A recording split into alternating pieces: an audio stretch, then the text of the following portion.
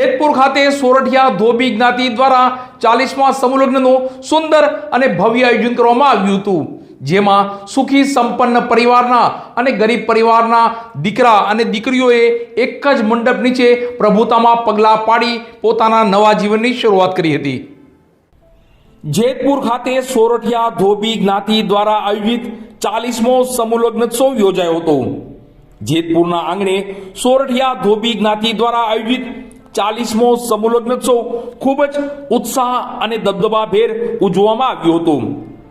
વર્ષોની પરંપરાને જાળવી રાખીને સંપના માધ્યમથી અને ગરીબ પરિવારોના દીકરા દીકરીઓ એક જ મંડપ નીચે પ્રભુતામાં પગલાં પાડી શકે તેવા ઉમદા હેતુથી આ 40મા સમૂહ લગ્નનું સુંદર આયોજન કરવામાં આવ્યું હતું. જ્ઞાતિના અગ્રણીઓ અને સ્વયંસેવકો દ્વારા તમામ જાનિયાઓનું ભવ્ય સ્વાગત કરવામાં આવ્યું હતું.